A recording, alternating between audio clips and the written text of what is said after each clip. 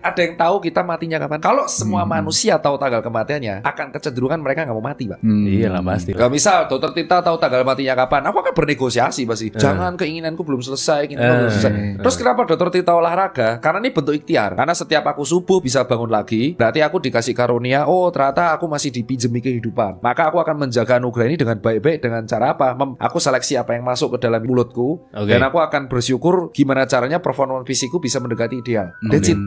Tapi kalau ada orang defense mechanism, hidup lu cuma sekali, olahraga nggak olahraga mati, mending aku ngudut, your choice. Dan aku nggak mau debat. Makanya kalau sekarang ditanya, dokter kenapa sih nggak mau debat perokok lagi? Karena kamu nggak akan bisa mengubah pemikiran mereka. Sama kayak ada orang mau pakai peptide dengan 1000 alasannya.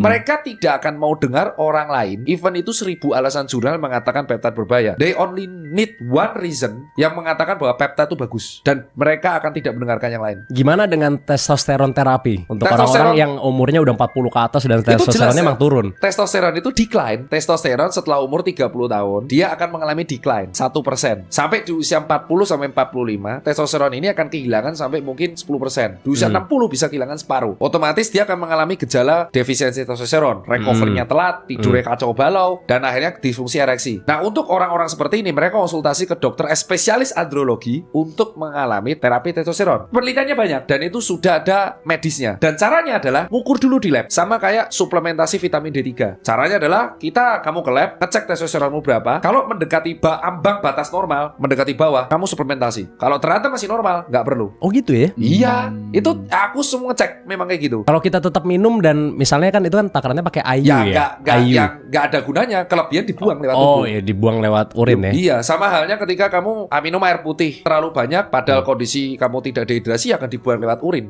Selama itu batas normal nggak apa-apa. Nah, kalau ternyata di hasil testosteronnya mendekati low banget, ya dia butuh suplementasi itu. Sama kayak vitamin D3. Anakku kemarin suplementasi vitamin D3 padahal baru kelas 3 SD 10 tahun. Karena ketika dicek vitamin D3 anakku tuh mepet bawah. Oh, jarang kena sinar matahari Sudah gitu ya? Udah kena ya? Iya. Oh. Padahal dia makan daging. Ya udah disuplementasi sampai mendekati di atas normal. Dia udah mepet bawah. Karena kalau defisiensi vitamin D3 itu bahayanya bukan di tulang, imunitas. Ya itu yang kita harus tahu kan. Nah, itu contoh. Nah, sekarang kalau mau suplementasi peptide, ya kamu harus indikasinya jelas. Why? Why-nya apa? Terlalu gemuk saya. Ya enggak, why-nya apa? Kalau terlalu gemuk ya berarti kalau orang bilang terlalu gemuk berarti apa? Ya cutting, defisit kalori. Defisit kalori cuma 2, membatasi yang masuk, meningkatkan yang keluar. Berarti lu nggak setuju dengan Ozempic gitu? Lu nggak setuju juga ya? Ya terserah. Aku tuh bukan setuju nggak setuju. Selalu dari sebagai dokter aku sekarang bukan setuju nggak setuju. Kayak contoh anti vaksin. Dokter gimana pendapat soal anti vaksin? Banyak dokterku marah-marah. Mereka udah punya keyakinan. Aku nggak mau berdebat. Dimension, I don't care. Aku nggak punya energi lagi untuk berdebat buat hal seperti itu. Itu sama aja ada orang dukung Manchester